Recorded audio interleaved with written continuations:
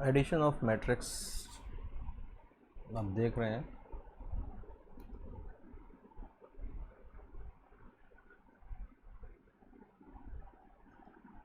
कि addition of matrix के लिए ज़रूरी है कि दोनों का ऑर्डर सेम होना चाहिए। अगर दोनों के ऑर्डर सेम नहीं होंगे तो वो दोनों मैट्रिसेस ऐड नहीं हो पाएंगे। एक एग्जांपल आप देख सकते हैं,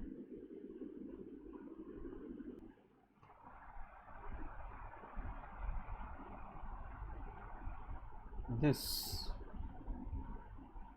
is a matrix, first row, second row, third row, first column, second column, third column, fourth column, 3/4 order का ये आपके सामने एक मैट्रिक्स है। अगर मैं इसे कंट्रोल सी करता हूँ और कंट्रोल सी करने के बाद मैं इसे कहीं भी पेस्ट करूँगा, सपोज यहाँ पेस्ट करूँगा, ये तो किस ऑर्डर्स का मैट्रिक्स यहाँ पे हुआ? 3/4 ऑर्डर का मैट्रिक्स पे पेस्ट हुआ है। तो एक मैट्रिक्स एक जगह से दूसरी जगह या दो मैट्रिक्स, एक मैट्रिक्स दूसरी मैट्रिक्स के ऊपर ओवरलैप तभी होगा, एक मैट्रिक्स दूसरे मैट्रिक्स के साथ ऐड करना है, एक मैट्रिक्स को दूसरे मैट्रिक्स से सब्सट्रैक्ट करना है, तो ये पॉसिबल तभी है जब दोनों मैट्रिक्स का ऑर्डर सेम होना चाहिए। तो इसीलिए ये दो मैट्रिक्स आपस में ऐड हो सकते हैं। इसका ऑर्डर 1 2 3 1 2, इसका ऑर्डर 3/2 है और इसका भी ऑर्डर 3/2 है। सेम ऑर्डर के मैट्रिक्स हैं, इसलिए ये एक दूसरे के साथ में प्लस भी हो सकते हैं, माइनस भी हो सकते हैं। तो जब प्लस होंगे तो करस्पॉन्डिंग एलिमेंट्स आपस में ऐड होंगे, जब सब्सट्रैक्ट होंगे तो करस्पॉन्डिंग एलिमेंट्स आपस में सब्सट्रैक्ट होंगे। करस्पॉन्डिंग का सेंस हम पहले भी बता चुके हैं कि इस मैट्रिक्स में इस एलिमेंट की पोजीशन A11 है और इस मैट्रिक्स में A11 पोजीशन पे ये एलिमेंट्स हैं, इसलिए ये दोनों एलिमेंट्स करस्पॉन्डिंग हैं। इस मैट्रिक्स में A12 पोजीशन पे ये एलिमेंट है और इस मैट्रिक्स में A12 पोजीशन पे ये एलिमेंट्स हैं, इसलिए ये दोनों एलिमेंट्स आपस में करस्पॉन्डिंग एलिमेंट्स। सेम पोजीशन वाले एलिमेंट्स का आपस में एडिशन होता है और सेम पोजीशन वाले एलिमेंट्स का आपस में सब्सट्रैक्शन होता है। अगर दो मैट्रिसेस को आप सब्सट्रैक्ट कर रहे हैं तो सेम पोजीशन वाले एलिमेंट्स आपस में सब्सट्रैक्ट होंगे। तो ओवरऑल एक कॉमन स्टेटमेंट हम बोल देते हैं कि करस्पॉन्डिंग एलिमेंट्स ऐड होंगे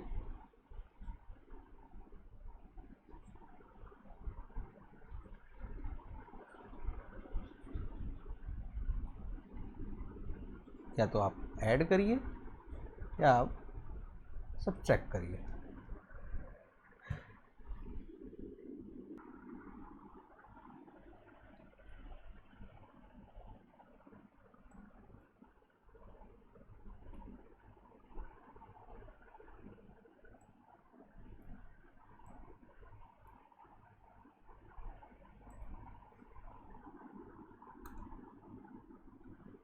ये कोई मैट्रिक्स है, सेम मैट्रिक्स को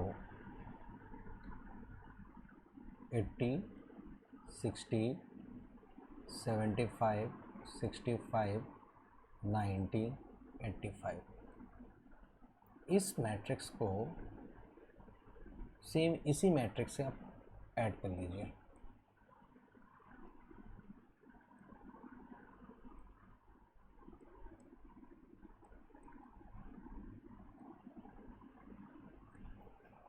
तो एडिशन के ऑपरेशन के अकॉर्डिंग मैट्रिक्स क्या होगा? 80 + 80 160, मतलब 2 × 80।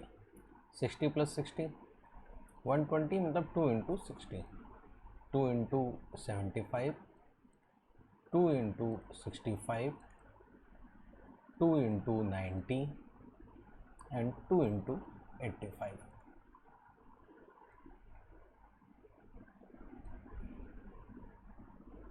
किसी मैट्रिक्स को एक से ज़्यादा बार अगर आपस में प्लस करते हैं आप यू विल गेट 2a, ए में ए ऐड करेंगे you will gate 2a। 2a find करने के लिए आपने किया क्या, 2a फाइंड करने के लिए मैट्रिक्स ए में जितने भी एलिमेंट्स थे सभी एलिमेंट्स को आपने 2 से मल्टीप्लाई कर दिया। सिमिलरली अगर आपके पास 1 2 3 4 5 6 ये कोई मैट्रिक्स है और आपसे कहा गया मुझे 3a बताइए, तो 3a फाइंड करने के लिए a plus A plus A 3 times करिए या सभी एलिमेंट्स को आप 3 से मल्टीप्लाई कर दीजिए।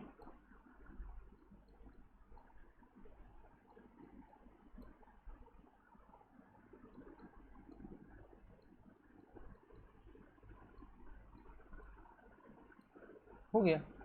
This operation is known as a scalar multiplication, scalar multiplication.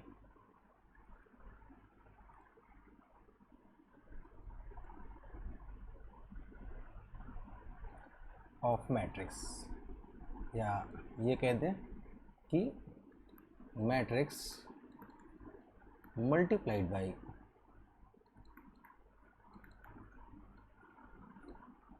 Scalar number, constant number, real number, कुछ भी बोल सकते हैं।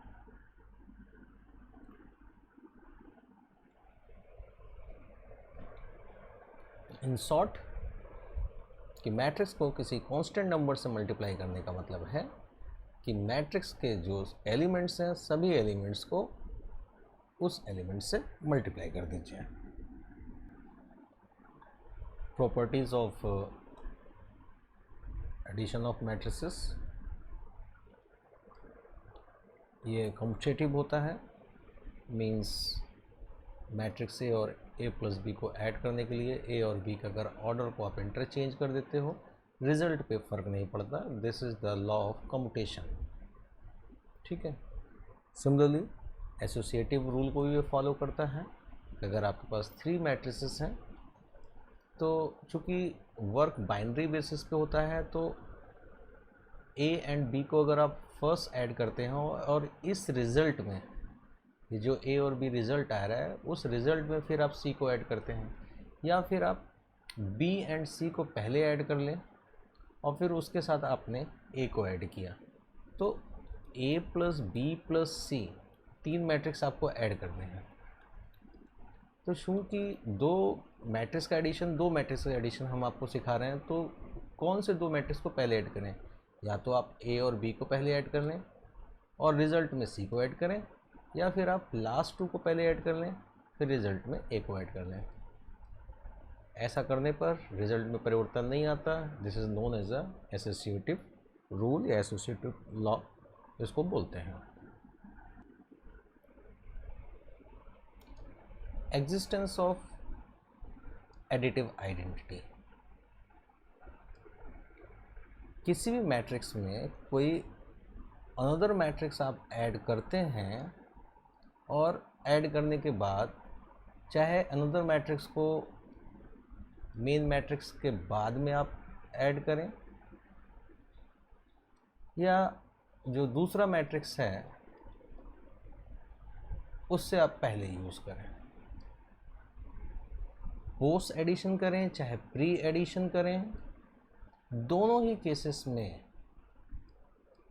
ऐड होने के बाद रिज़ल्ट मैट्रिक्स ए के ही बराबर रहता है। मतलब एक ऐसा मैट्रिक्स जो किसी के साथ भी ऐड हो जाए बट रिज़ल्ट में परिवर्तन ना कर पाए, तो दैट मैट्रिक्स एक ऐसा मैट्रिक्स जो किसी अनदर मैट्रिक्स में ऐड होने के बाद भी रिज़ल्ट में परिवर्तन नहीं कर पाता, that matrix is known as a additive identity.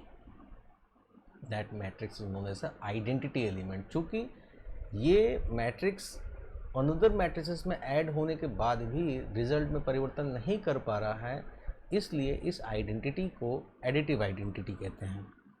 For example number system की बात करें कि 0 एक ऐसा एलिमेंट है ये किसी भी नंबर के साथ ऐड हो जाए लेकिन 0 जो है रिज़ल्ट को परिवर्तित नहीं कर पाता, किसी भी नंबर के साथ ऐड हो जाए, इसलिए 0 is the additive identity element या 0 is the identity element for addition operation.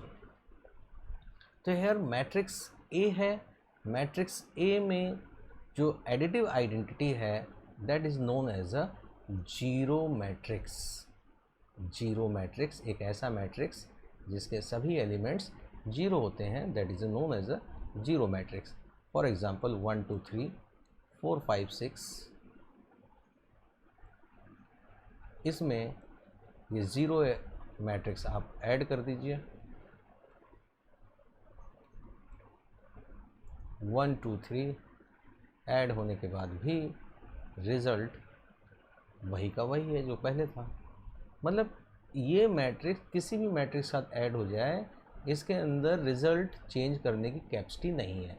That's why this is additive identity.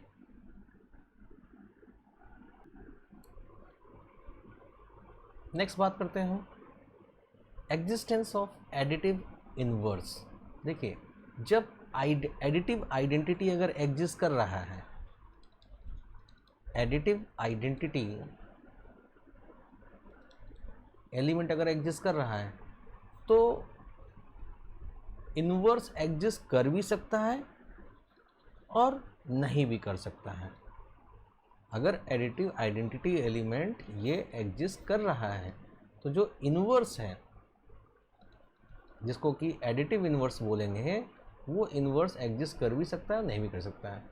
तो एग्जिस्ट करने में क्या है, एडिटिव इनवर्स का मतलब है कि दो मैट्रिक्स का सम अगर एडिटिव आइडेंटिटी एलिमेंट के इक्वल आता है, क्योंकि एडिटिव आइडेंटिटी है मैट्रिक्स केस में जीरो मैट्रिक्स, अगर दो मैट्रिक्स का सम जीरो है तो this matrix and this matrix are additive inverse of each other.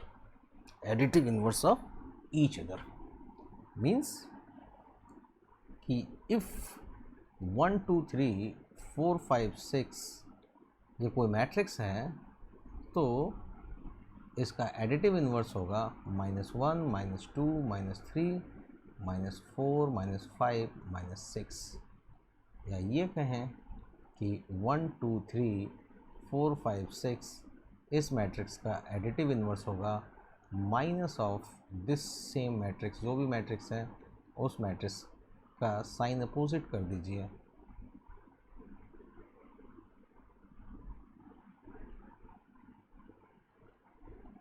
Zero zero zero zero zero zero, ये हो गया।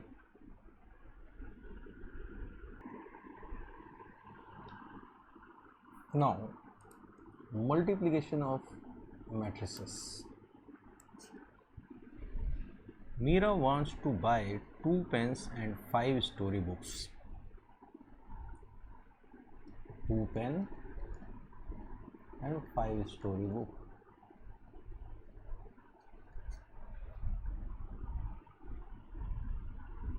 Two pen, 5 storybooks for Meera. Meera wants to buy 2 pen and 5 storybooks. Matrix form में देखिए। Nadeem also wants to buy 8 pens and 10 storybooks. Pen के नीचे pen, story book के नीचे story book. This is 8 pen 10 story book for Nadeem. Cost देखिए, pen का rate है, this is rate,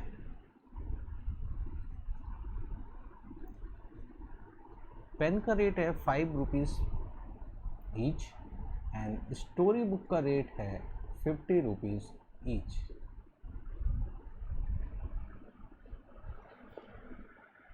वैसे अगर आप हिसाब लगाएंगे तो 5 पेन जो मीरा पे करेगी 2 पेन्स के लिए 10 रुपीज़ और 5 स्टोरी बुक्स के लिए 50 रुपीज़ ईच के हिसाब से 250, टोटल 260। नदीम 8 पेन्स तो 40 रुपीज़ फॉर पेन के लिए पे करेगा, 10 स्टोरी बुक्स तो 500 पे करेगा, टोटल वो 540 पे करेगा नदीम। मीरा पे करेगी 260, नदीम पे करेगा 240। यहीं पे अगर हम मीरा पेन और story book, this is the pen and story book, this is the quantity, this is the quantity of pen, this is the quantity of story book and this is the rate of pen and this is the rate of storybook. This one is row and this one is column.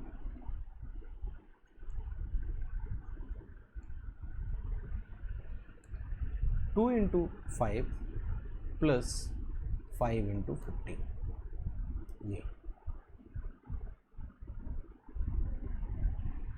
First element को first element से, second element को second element से आपने multiply कर दिया, तो ये amount आ गया मीरा का कि मीरा कितना पे करेगी, इन दोनों का ऐड 260। नदीम के केस में ये नदीम का डाटा है, 8 पेन 10 स्टोरी बुक्स, पेन का रेट ये रहा, स्टोरी बुक का रेट ये रहा, तो 8 5 जा एंड 10 इंटू 50, ये total 540। This is for Nadeem. तो इसी तरीके से 2 मैट्रिसेस का मल्टीप्लिकेशन होगा।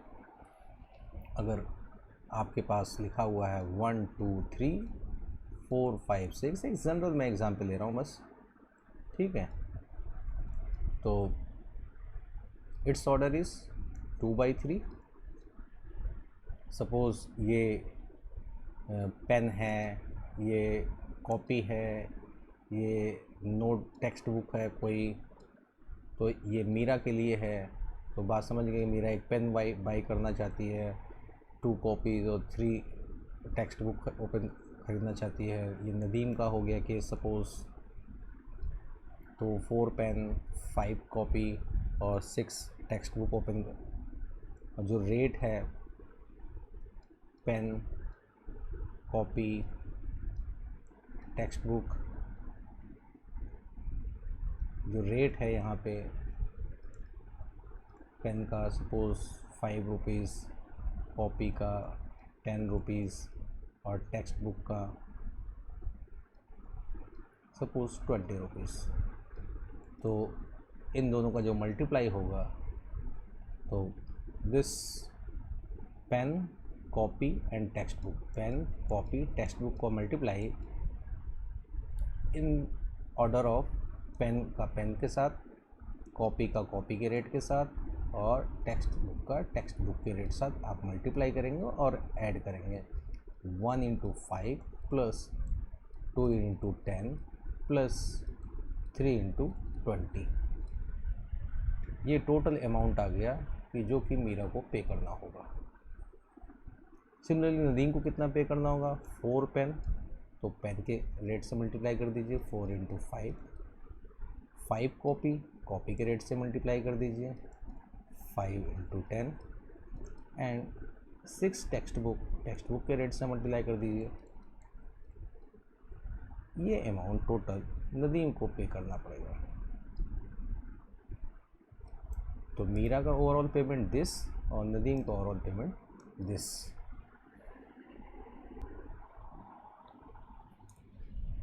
अब ये मल्टीप्लिकेशन के लिए ये मैंडेटरी है कि जब भी आप मल्टीप्लाई करते हैं, सपोज यहाँ पे बोले ना 1 2 3 लिख दिया, 4 5 6,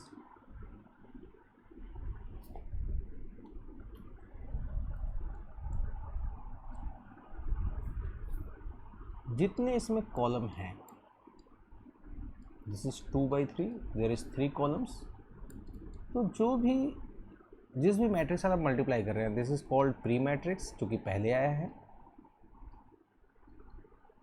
और जो मैट्रिक्स बाद में आ रहा है that is called post matrix.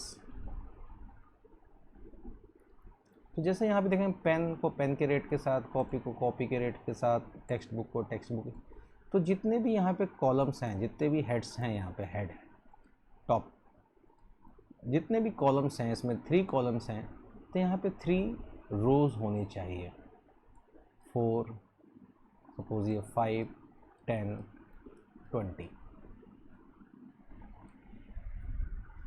तो number of column pre matrix में जितने होंगे उतने ही पोस्ट मैट्रिक्स में नंबर ऑफ रोज होनी चाहिए। देयर इज 3 रोज। तो कंडीशन है मल्टीप्लिकेशन का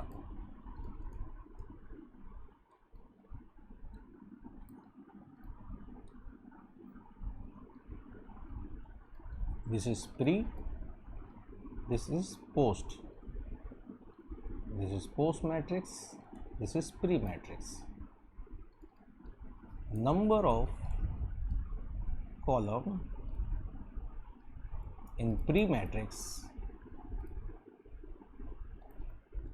equal to number of rows in post matrix. अगर ये कंडीशन फॉलो नहीं होगा तो मल्टीप्लिकेशन करना पॉसिबल नहीं. Suppose Meera 1 pen 2 copy 3 text book लेना चाहती है. आपको पेन का रेट मालूम है, कॉपी का रेट मालूम है, बट ये लो टेक्स्ट बुक का रेट मालूम ही नहीं है आपको. तो क्या आप मीरा को टोटल कितना पेमेंट करना पड़ेगा, क्या आप फाइंड कर सकते हैं? नहीं फाइंड कर सकते. तो जितने प्री मैट्रिक्स में कॉलम्स हैं उतने ही पोस्ट मैट्रिक्स में रोज होनी चाहिए, तभी मल्टीप्लिकेशन पॉसिबल है. ये बेसिक कंडीशन है और इसेंशियल कंडीशन है. सिमिलरली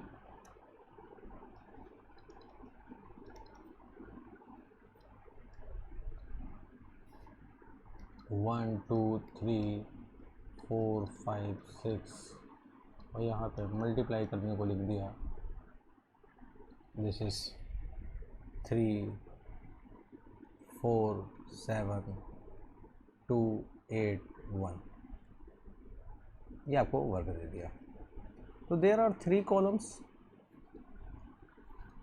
और देयर आर 3 रोज. ये कंडीशन फॉलो हो गया. Number of columns in pre matrix and number of rose in the post matrix. Condition fix है. नाउ मल्टीप्लिकेशन कैसे करेंगे आप? ये फर्स्ट कैंडिडेट फर्स्ट रो के एलिमेंट्स को आप फर्स्ट कॉलम से मल्टीप्लाई कर दीजिए. 1 को 3 से, 1 इंटू 3, ये दिस, इसका मल्टीप्लिकेशन इसके साथ, फिर 2 का मल्टीप्लिकेशन इसके साथ, 2 इंटू 4 प्लस 3 इंटू 7. जब आपने मल्टीप्लाई कर दिया तो आपको ये एक एलिमेंट आ गया. फिर इसी तरीके से सेकेंड रो को भी इसके साथ मल्टीप्लाई कर दीजिए.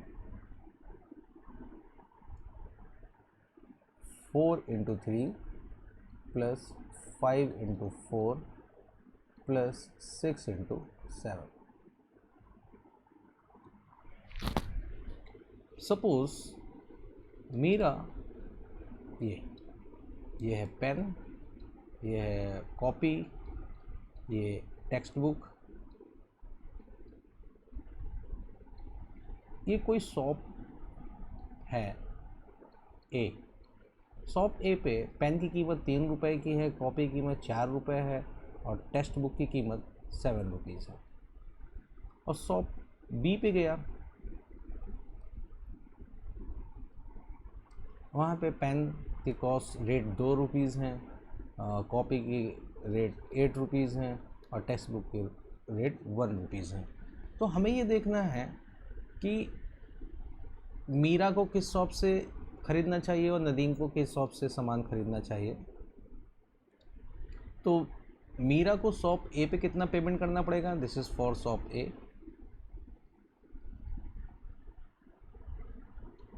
ये टोटल अमाउंट शॉप ए पे मीरा को देना पड़ेगा और ये नदीम को देना पड़ेगा. और शॉप बी पे कितना अमाउंट देना पड़ेगा ये देख लीजिए. शॉप बी के लिए 1 को मल्टीप्लाई कैसे करेंगे? 2 से. 1 इंटू 2 प्लस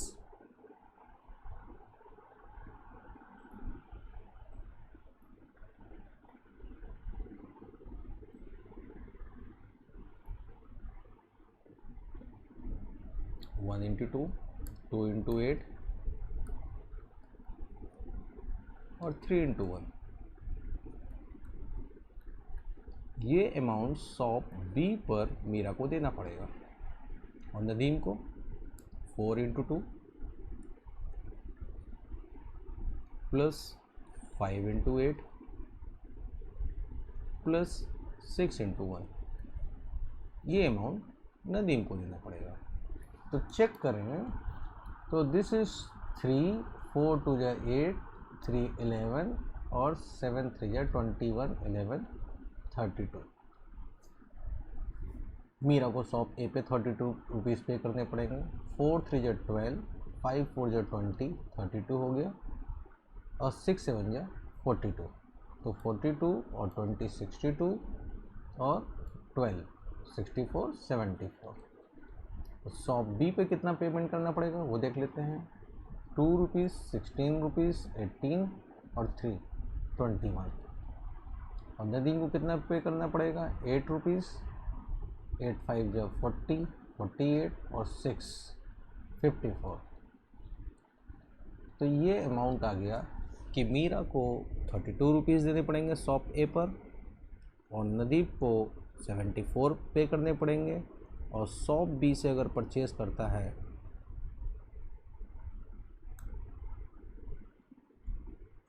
तो मीरा को 21 और नदीम को 54। तो ये मल्टीप्लिकेशन का एक बेसिक कॉन्सेप्ट है कि दो मैट्रिसेस को मल्टीप्लाई करना है आपको। पहली बात तो कंडीशन कि प्री मैट्रिक्स में जितने नंबर ऑफ कॉलम्स होंगे पोस्ट मैट्रिक्स में उतने ही नंबर ऑफ रोज होने चाहिए। और प्रोडक्ट में जो A11 एलिमेंट आप फाइंड करेंगे, A11 एलिमेंट फाइंड करने के लिए मल्टीप्लाई R1 प्री मैट्रिक्स का first row, this is row position, and post matrix में first column.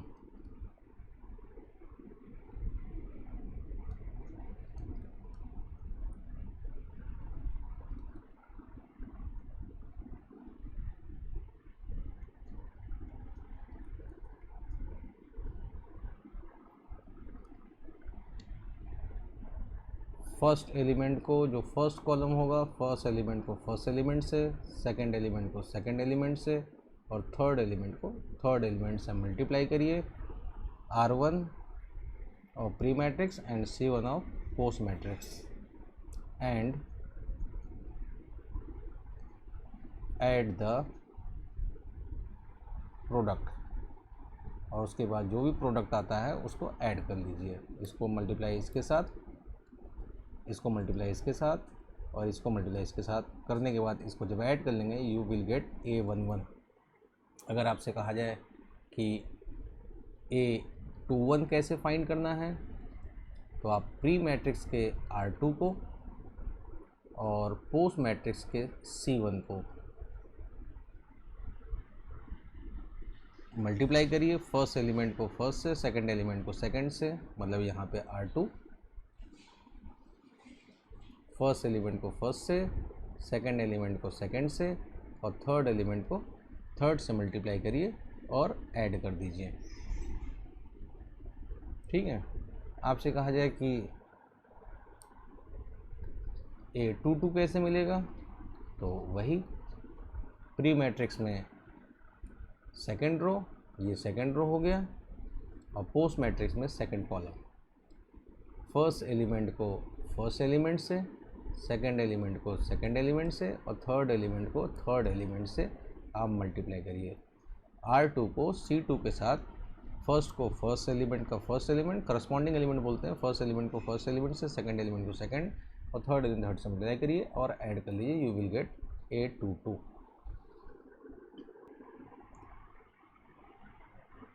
Property, properties of multiplication of matrices, associative rule. ABC 3 matrix हैं, order नहीं change करना है।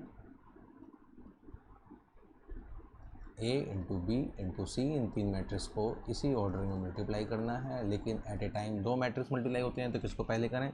या तो फर्स्ट 2 को पहले मल्टीप्लाई कर लीजिए या लास्ट 2 को पहले मल्टीप्लाई कर लीजिए और फिर जो भी रिजल्ट आएगा रिमेनिंग मैट्रिक्स साथ मल्टीप्लाई करिए। ऑर्डर नहीं चेंज करना है तो रिजल्ट में परिवर्तन नहीं होगा। दूसरा, ये कम्यूटेटिव नहीं होता है, नो कम्यूटेटिव, मैट्रिक्स का मल्टीप्लिकेशन कम्पिटिटिव नहीं होता, मतलब A इंटू बी और B into a always equal नहीं होते, बाई चांस इक्वल हो जाए, मोस्ट ऑफ द टाइम ये दोनों अनइक्वल रहते हैं।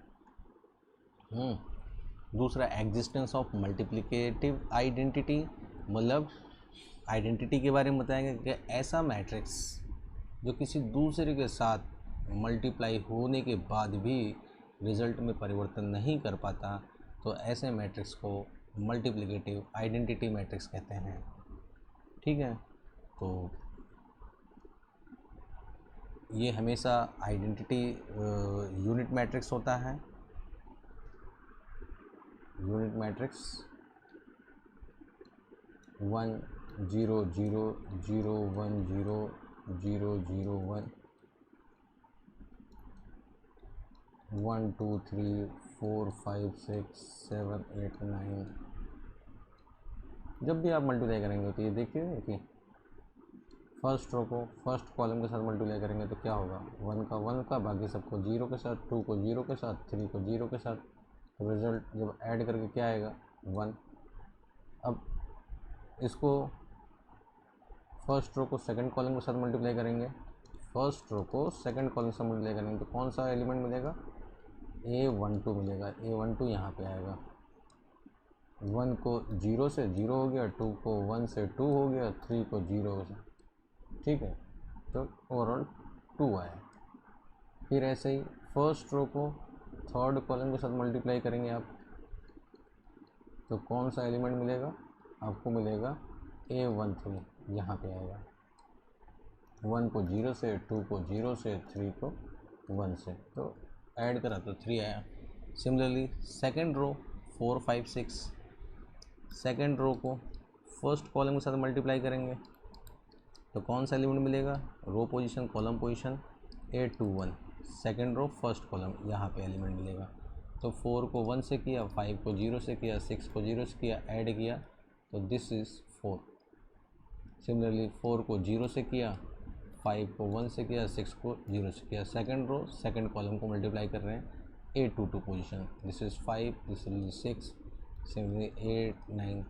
तो ये एक ऐसा मैट्रिक्स है जो दूसरे मैट्रिक्स से मल्टीप्लाई होने के बाद भी प्रोडक्ट में कोई चेंजेस नहीं आ रहे हैं, तो that's why this is known as a multiplicative identity and this is also unit matrix. Unit matrix जैसा कि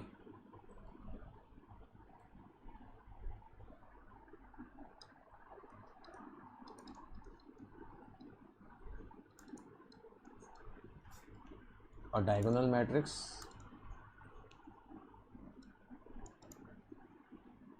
diagonal matrix means there is a square matrix जिसमें रो एंड कॉलम इक्वल होते हैं, that is a square matrix. Diagonal elements non zero होते हैं और इसके अलावा जो अदर एलिमेंट्स होते हैं वो जीरो होते हैं। Such matrix is known as a diagonal elements. Suppose 1 0 0 0 2 0 0 0 5, तो डायगोनल एलिमेंट्स नॉन जीरो हैं, अदर एलिमेंट्स जीरो हैं, this is a diagonal matrix. A diagonal matrix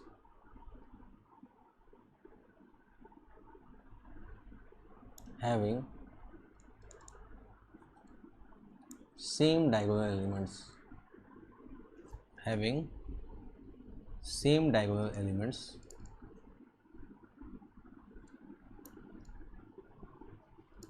तो जब सेम डायगोनल एलिमेंट्स होंगे 2 0 0 0 2 0 0 0 2, तो डायगोनल एलिमेंट सेम है, तो ऐसे मैट्रिक्स को हम लोग बोलते हैं scalar matrix. Same diagonal elements equal to 1, और जब ये डायगोनल एलिमेंट सेम है और इक्वल टू 1 है तो this is known as a unit matrix. 1 0 0 0 1 0 0 0 1, generally इसको आइडेंटिटी मैट्रिक्स के नाम से भी इसको जानते हैं, जबकि आइडेंटिटी मैट्रिक्स दो टाइप के होते हैं, एडिटिव आइडेंटिटी और multiplicative identity. This is the multiplicative identity, ठीक है, और इसे कैपिटल आई से डिनोट किया जाता है।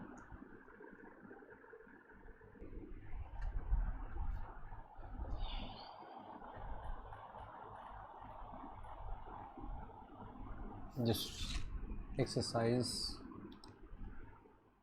3.2 A and B, find each of the following A plus B, corresponding element को ऐड करो, 2 + 1 4 + 3, तो ये क्या हो गया, 2 + 1 3 हो गया, 4 + 3 7 हो गया, 3 + 3 - 2 1 हो गया, एंड 2 + 5 7 हो गया। ये आ गया, ए प्लस बी की वैल्यू आ गई। सिमिलरली ए माइनस बी, तो ए माइनस बी 2 4 3 2 माइनस बी है आपके पास 1 3 -2 5 2 - 1 1 4 - 3 1 3 minus plus 3 + 2 5 2 - 5 -3, A minus B आ गया। Similarly 3a - c, 3a - c means A के सभी एलिमेंट्स को 3 से मल्टीप्लाई करो, दिस विल बी 6 4 3 = 12 3 3 = 9 3 2 = 6, ये हो गया 3a - c, ये लिखा है -2 5 3 4, और आप रिज़ल्ट ले लीजिए, 6 प्लस 6 + 2 8 12 - 5 7 9 - 3 6 6 - 4 2, बी ए मल्टीप्लाई करिए, 1 3 -2 5 2 4 3 2, भाई it's order is 2/2, it's order is 2/2। अब यहाँ थोड़ा सा डिस्कशन करते हैं हम लोग।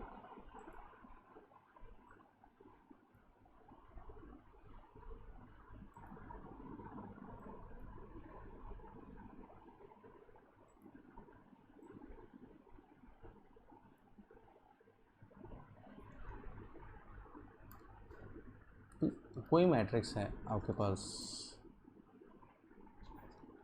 m×n ऑर्डर का, और इसको मल्टीप्लाई किया जा रहा है एक दूसरे मैट्रिक्स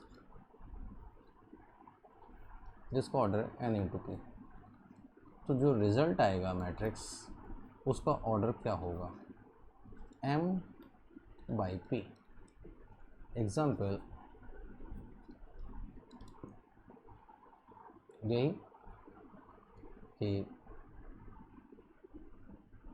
दिस इज BA 1 3 -2 5 और 2 4 3 2 2/2 ऑर्डर का है, दिस इज आल्सो 2/2 ऑर्डर का है। तो रूल के according number of column in the pre matrix and number of row in the post matrix equal होनी चाहिए, तो जो फाइनल ऑर्डर मिलेगा मैट्रिक्स का दैट विल बी 2/2, तो हमें 2/2 ऑर्डर का मैट्रिक्स मिलेगा फाइनली। अब ये जो एलिमेंट्स हैं, this is 1 1, this is A12, this is 2 1 and this is A22। A11 कैसे मिलेगा, A11 फाइंड करने के लिए आपको R1 के साथ में कॉलम C1 मल्टीप्लाई करना पड़ेगा, क्योंकि R1 वो पोजीशन 1 है और कॉलम पोजीशन 1 है, तो R1 को C1 से, R1 मीन्स दिस और C1 मीन्स दिस, पहले एलिमेंट को पहले के साथ मल्टीप्लाई कर लीजिए और दूसरे एलिमेंट को दूसरे, तो 1 × 2 प्लस 3 × 3 कितना हो गया 11। ऐसी A12 फाइंड करने के लिए आपको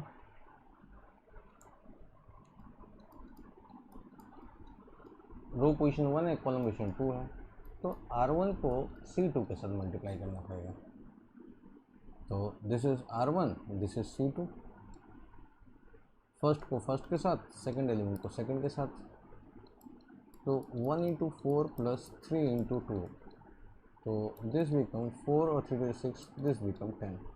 तो मैट्रिक्स में यहाँ पे तो आ जाएगा 11 और यहाँ पे आ जाएगा 10। ऐसे A21 second row first column, तो सेकेंड रो फर्स्ट कॉलम को मल्टीप्लाई करिए तो A21 आपको मिलेगा। सेकेंड रो दिस -2 5 और फर्स्ट कॉलम आपका ये है 2 3 फर्स्ट को फर्स्ट के साथ, तो दिस -2 और 2 -4 प्लस 5 × 3 15, तो दिस इज़ 11। तो यहाँ पे आपको 11 मिल जाएगा। ऐसे A22 फाइंड कर सकते हैं, तो आप मल्टीप्लाई कर लेंगे। सिमिलरली क्वेश्चन नंबर सेकंड आप पूरा कर सकते हैं। करस्पॉन्डिंग एलिमेंट ऐड करिए, यहाँ भी करस्पॉन्डिंग एलिमेंट को ऐड करिए, करस्पॉन्डिंग एलिमेंट्स को ऐड करिए। 5 को 0 के साथ, 4 को 7 के साथ, -6 को 6 के साथ, फर्स्ट एलिमेंट के साथ, सेकंड एलिमेंट के साथ, ये एलिमेंट इसके साथ, ये एलिमेंट इसके साथ, करस्पॉन्डिंग एलिमेंट ऐड करिए। कंप्यूट द इंडिकेटेड प्रोडक्ट, इन दोनों को मल्टीप्लाई करिए। फर्स्ट रो को फर्स्ट कॉलम के साथ मल्टीप्लाई करेंगे, you will get A11। First row को सेकंड कॉलम के साथ मल्टीप्लाई करोगे, you will get A12। Second row को फर्स्ट कॉलम के साथ मल्टीप्लाई करोगे, you will get A21। Second row को सेकंड कॉलम के साथ मल्टीप्लाई करोगे, A22। तो फाइनली जो रिज़ल्ट आपके पास आया, दिस 2×2 ऑर्डर का मैट्रिक्स आया। ऐसे इसकी बात करें, फर्स्ट सेकंड थर्ड 3 रोज 2 कॉलम, और इसका ऑर्डर है फर्स्ट सेकंड 2 रोज 3 कॉलम। रूल के according number of columns in the pre matrix and number of rose in the post matrix, condition follow हो रही है, इसलिए आपका आंसर आएगा। और जो रिजल्टेंट मैट्रिक्स होगा उसका ऑर्डर होगा 3×3। तो 3×3 ऑर्डर का मैट्रिक्स यहाँ पे आएगा। देयर विल बी 3×3 में this is the A11, A12, A13, A21, second row first column A22, A23, A31, A32, A33। तो अब आपको A11 फाइंड करने के लिए क्या करना होगा, A11 फाइंड करने के लिए क्या करना होगा, फर्स्ट रो को फर्स्ट कॉलम से मल्टीप्लाई करना होगा। This is the first row, this is first column. 2 × 1 1 × -1, तो 2 × 1 2, 1 × -1 2 -1 = 1। ऐसे A12 फर्स्ट रो को सेकंड कॉलम के साथ मल्टीप्लाई करना पड़ेगा। 2 × 0 1 × 2, 2 × 0 0, 1 × 2 2, दिस इज 2। ऐसे ही A13 फर्स्ट रो को थर्ड कॉलम से मल्टीप्लाई करना होगा। फर्स्ट रो थर्ड कॉलम ये है आपका।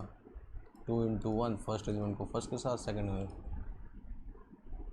2 × 1 2 और 1 × 1 2 + 1 3।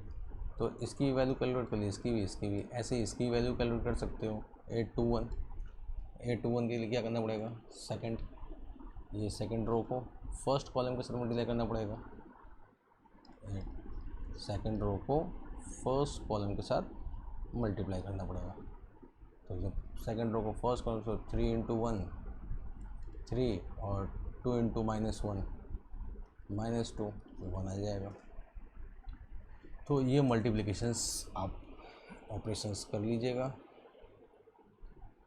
यहाँ पे A B C 3 मैट्रिक्स हैं, आपसे कंप्यूट A+B निकाल लीजिए, B - C निकाल लीजिए, और फिर यहाँ पे B - C की वैल्यू पुट कर दीजिए, और फिर A के साथ उसको ऐड कर लीजिएगा। सीक्वेंस यही होना चाहिए।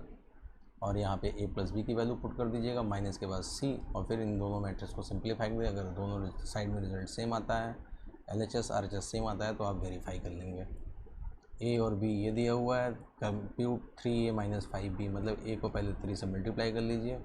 तो जैसे ही आप 3A करेंगे, तो जैसे देख रहे हैं सभी जब 3 से मल्टीप्लाई होगा, दिस विल बी 2 3 5, सभी एलिमेंट 3 से मल्टीप्लाई होंगे। 1 2 4 बचेगा, 1 2 4, और ये भी 3 से मल्टीप्लाई जाएगा, 7 6 2, ये 3 हो गया। ऐसे ही -5 भी करना है, तो 5 भी पहले फाइंड कर लीजिए। जब 5 से मल्टीप्लाई करेंगे तो दिस विल बी 2 3 5, 1 2 4 7 6 2, और बीच में माइनस।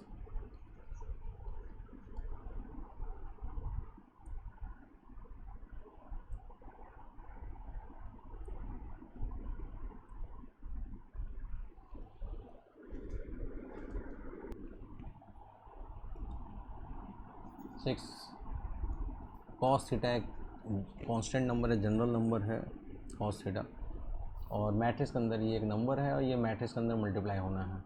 जैसे 2a ये मैट्रिक्स है और ये एक नंबर है। नंबर को जब मैट्रिक्स से मल्टीप्लाई करते हैं तो एक ही तरीका होता है कि जितने भी एलिमेंट्स हैं उन सभी एलिमेंट्स को 2 से मल्टीप्लाई कर दो। तो यहाँ कॉस थीटा से सभी एलिमेंट्स इसको भी इसको भी इसको भी इसको मल्टीप्लाई हमने किया तो ये हो गया कॉस स्क्वायर थीटा, इसका मल्टीप्लाई के साथ हो गया तो ये हो गया कॉस थीटा साइन थीटा, इसके साथ हुआ तो minus cos theta sine theta, और इसके साथ हुआ तो cos square theta, plus sine theta के साथ हुआ तो sign square theta, minus sine theta cos theta. भाई सभी के साथ इसका मल्टीप्लाई इसके साथ भी होगा, इसके साथ भी, इसका सभी के साथ साइन थीटा कॉस थीटा और साइन स्क्वायर थीटा ना। अब ये मैट्रिक्स सेम ऑर्डर का है। अब मल्टीप्लाई ऐड करना है, फर्स्ट एलिमेंट को फर्स्ट एलिमेंट के साथ ऐड किया, this become 1 cos square theta sine square theta 1, this is cos theta sine theta, this is minus sine theta, this is 0 0 1। Answer ये है आपका। क्वेश्चन नंबर 7 की बात करें, this is x plus y, this is x minus y. तो x plus y आपके पास x plus y is equal to हमारे पास है 7 0 2 5 और x माइनस वाई है 3 0 0 3। अगर दोनों में ऐड करें तो क्या होगा, y and y cancel, you will gate 2x, और राइट साइड में क्या होगा, मैट्रिक्स प्लस मैट्रिक्स जो कि ऐड कर रहे हो। तो जब मैट्रिक्स ऐड होता है तो कॉरस्पॉन्डिंग में 7 को ऐड के साथ करेंगे 3 के साथ, ये हो गया 10, 0 को के साथ 0 के साथ 0, 2 को 0 के साथ 2, 5 को 3 के साथ 8, तो 2x is equal to this, तो x is equal to this is 5, this is 0, this is 1, this is 4।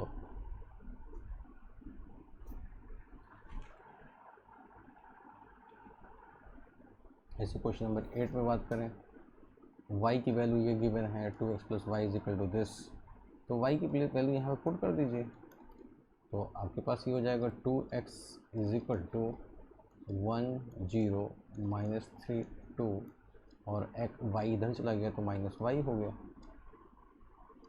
अब अगली लाइन में y की प्लेस पे वैल्यू पुट कर दीजिए, 1 0 माइनस 3 2 माइनस, और y की प्लेस पे वैल्यू पुट कर दीजिए 3 2 1 4, 1 minus 3 minus 2, 0 minus 2 minus 2, minus 3 minus 1 minus 4, 2 minus 4 minus 2, तो ये आपके पास 2x आ गया। तो x इज इक्वल टू 2 से इधर जाके 1/2 हो गया, minus 2 minus 2 minus 4 minus 2, x equal to, चूँकि बाहर 1/2 है तो सभी एलिमेंट्स का मल्टीप्लाई 1/2 के साथ हो जाएगा, तो -1 -1 -2 -1, ये वैल्यू आ गई x की। सिमिलरली क्वेश्चन नंबर 10, 2 से पहले मल्टीप्लाई कर लीजिए, 2x 2z 2y 2t, 3 से मल्टीप्लाई 3 माइनस 3 0 6, फिर यहाँ भी 9 15 14 18, और फिर इस मैट्रिक्स को मल्टीप्लाई करने बाद इस मैट्रिक्स को ऐड कर लीजिए, फिर बीच में इक्वल का साइन आएगा, करस्पॉन्डिंग एलिमेंट्स को इक्वल रख दीजिए, आप x y z t find कर सकते हैं। यहाँ पे x से मल्टीप्लाई करेंगे this will B 2x, this will B 3x, यहाँ पे y के साथ मल्टीप्लाई करेंगे माइनस वाई और प्लस वाई, फिर दोनों मैट्रिक्स को ऐड करेंगे तो 2x minus y 3x plus y, तो 2x minus y 3x plus y, ये लेफ्ट में मैट्रिक्स आया और राइट में 10 5, तो this element equal to 10 and this element equal to 5। दोनों इक्वेशंस को 2x minus y is equal to 10 और 3x plus y is equal to 5, दोनों इक्वेशन को सॉल्व करके x y की वैल्यू निकाल लीजिए।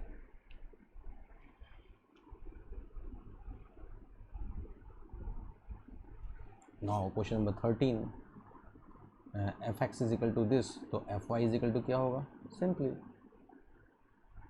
F x is equal to cos x minus sine x, 0 sine x cos x 0 0 0 1, this is the f x into f Y.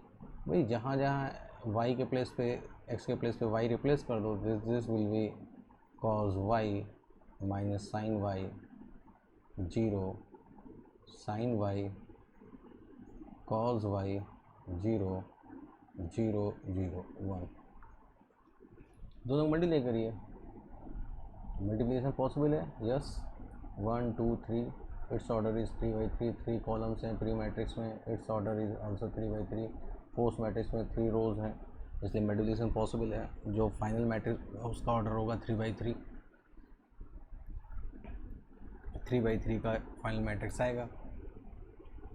This is A11, this element will be A11। कैसे आएगा? इसको इसके साथ multiply कर दीजिए।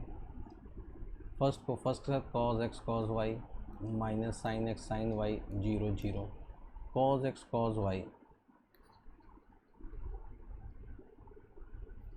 Minus sine x sine y is equal to क्या? This is cos x plus y, तो यहाँ पे आ गया कॉज एक्स प्लस वाई। ऐसे ही जो second element, first row second column, जो नेक्स्ट आएगा first row second column, cos x minus sine y minus cos x sine y minus sine x plus cos y minus sine x cos y, और फिर 0 को 0 के साथ,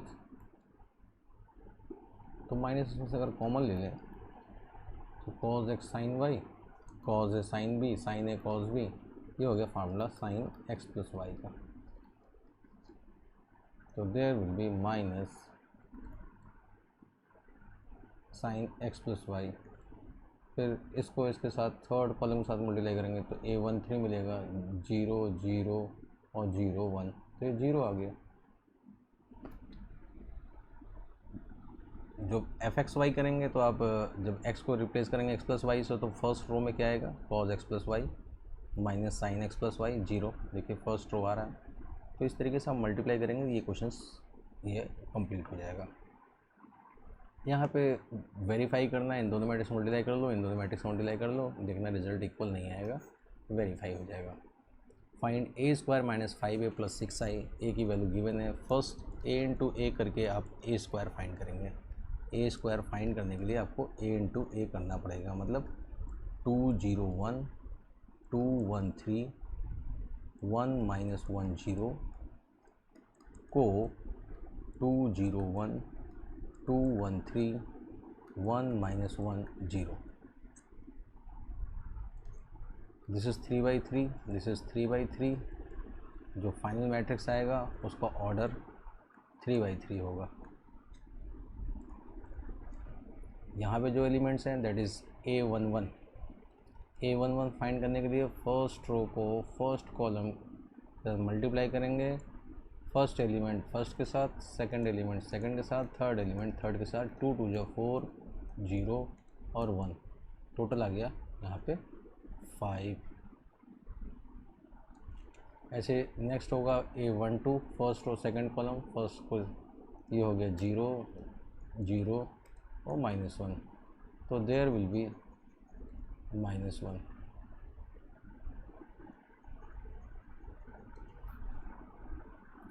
this is A13, ये जो next element हो A13, first row को third column से 2 0 0 2। ऐसे ही सेकंड रो को फर्स्ट कॉलम के साथ मल्टीप्लाई करिए, A21 मिल जाएगा। सेकंड रो को सेकंड कॉलम के साथ मल्टीप्लाई कर दीजिए, A22 मिल जाएगा, A23 मिल जाएगा। फिर थर्ड रो को फर्स्ट कॉलम के साथ मल्टीप्लाई कर दीजिएगा, A31 मिल जाएगा, A32 मिल जाएगा, A33 मिल जाएगा। वैल्यू पुट कर दीजिए, A² की वैल्यू आ जाएगी। जब A² की वैल्यू आ जाएगी, 3/3 ऑर्डर का एक मैट्रिक्स होगा आपके पास, फिर -5 है। ये आपके सामने है, सभी को 5 से मल्टीप्लाई कर लीजिएगा, सभी एलिमेंट्स को यहाँ पे वैल्यू पुट कर दीजिएगा, plus 6i। Plus 6i means I की वैल्यू होती है 100। आइडेंटिटी एलिमेंट्स का सिंबल है आई। 3 ऑर्डर का मैट्रिक्स है, 3 ऑर्डर का स्क्वायर मैट्रिक्स आपको लिखना पड़ेगा। ये आइडेंटिटी मैट्रिक्स है। 6i का मतलब सभी एलिमेंट को 6 से मल्टीप्लाई कर दो, प्लस ऐसे ही 600006006। ये 3 मैट्रिक्स आपके सामने होंगे। बस फर्स्ट एलिमेंट को फर्स्ट करस्पॉन्डिंग एलिमेंट्स का आपस में कैलकुलेशन कर लीजिए। प्लस हो रहा है तो प्लस, माइनस हो रहा है तो माइनस कर लीजिए। ऐसे ही यहाँ पे ए की वैल्यू गिवन है ए क्यूब। तो ए क्यूब फाइंड करने के लिए पहले आपको ए स्क्वायर फाइंड करना होगा, फिर ए स्क्वायर को ए के साथ मल्टीप्लाई करना होगा। चाहे ए इंटू ए स्क्वायर करें, चाहे ए स्क्वायर इंटू ए करें, आंसर में बदलाव नहीं आएगा। ए की वैल्यू गिवन है, आई की वैल्यू गिवन है। ना भी गिवन होती तो आई की वैल्यू मालूम होती है। जिस ऑर्डर की प्रॉब्लम चल रही है उसी ऑर्डर का आइडेंटिटी मैट्रिक्स आई के प्लेस पे लेना होता है। A square is equal to k A minus 2y। तो वैल्यू बताइए। सब चलिए ए स्क्वायर की वैल्यू ही फाइंड कर लेते हैं। यहाँ पे A square means this 3 minus 2 4 minus 2 3 minus 2 4 minus 2। First row को फर्स्ट कॉलम के साथ मल्टीप्लाई किया। 3 3 जा 9 minus 8 1। First row second column minus 6 और minus minus plus plus 4 minus 2। 4 3 जा 12 और माइनस 8, ये 4 आ गया। 4 इंटू माइनस 2 माइनस 8 और minus minus plus plus 4 minus 4। This is the A square value. अभी हमारे पास यहाँ के ए, तो k A is equal to A square plus 2i। तो 1 minus 2 4 minus 4 plus 2i means 2002। Calculation कर लिया आपने। 1 2 3 minus 2 0 minus 2 4 plus 0 4 minus 4 plus 2 minus 2। This is k ए। ठीक है, के ए मीन्स मैट्रिक्स ए के जितने भी एलिमेंट्स हैं सभी को के से मल्टीप्लाई कर दीजिए। ये ए है तो this is the 3k minus 2k 4k minus 2k is equal to, यहाँ आ रहा है 3 माइनस 2 4 माइनस 2। बीच में इक्वल लगा हुआ है तो फर्स्ट एलिमेंट को फर्स्ट के साथ इक्वल रखिए। 3k इज इक्वल टू 3 तो k इज इक्वल टू 1। इस एलिमेंट को इसके साथ करस्पॉन्डिंग एलिमेंट इक्वल रखिए। यहाँ से भी k की वैल्यू 1 आ रही है, यहाँ से भी k की वैल्यू 1 आ रही है, और चौथी बारी भी चेक किया तो k की वैल्यू 1 आ रही है। तो इस मैट्रिक इक्वेशन से k की यूनिक वैल्यू आ रही है, इसलिए k इज इक्वल टू 1 इसका आंसर हो जाएगा। क्योंकि यहाँ पूछा है find the value of k, तो k इक्वल टू 1 इसका आंसर हो जाएगा। अदर क्वेश्चंस आप अपने आप लगा लेंगे। ठीक है, जैसे यहाँ पे the destruction on n k and p so that p y, ये सब चीज़ें लिखी हुई हैं। If n is equal to p then the order of matrix 7x क्या है। मैट्रिक्स x का ऑर्डर है 2/n, मैट्रिक्स y का ऑर्डर है 3/k, मैट्रिक्स z का ऑर्डर है 2/p, और w का ऑर्डर दिस। तो py का इस मैट्रिक्स का ऑर्डर क्या आएगा, py का ऑर्डर क्या आएगा। तो भाई py का ऑर्डर आएगा, p का ऑर्डर है ये p/k, और y का ऑर्डर है, y का ऑर्डर ये रहा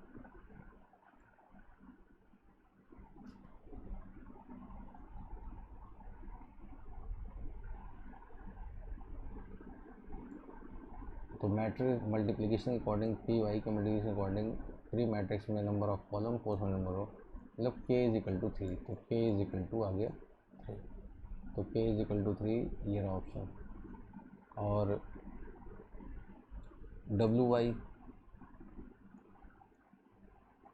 तो W का ऑर्डर है ये n इंटू 3, और y का ऑर्डर है 3 इंटू k, तो ये तो सही है, तो ये ऑप्शन हो गया दिस। फिर तो इसका ऑर्डर मिलेगा n इंटू के और इसका ऑर्डर भी मिलेगा p इंटू के।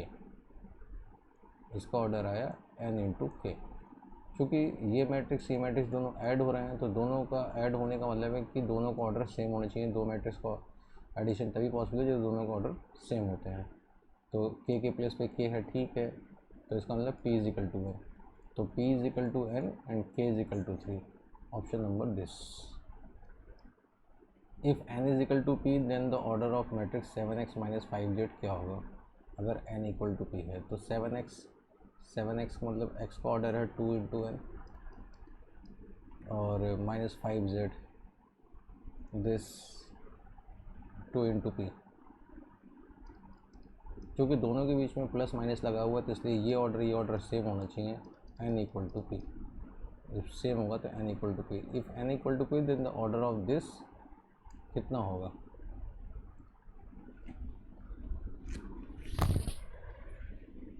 भाई 2 इंटू एन लिख दो, चाहे ये भी ऑप्शन सही है, ये आंसर होगा।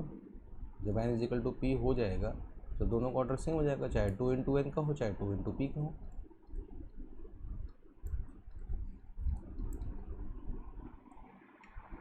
Okay, thank you.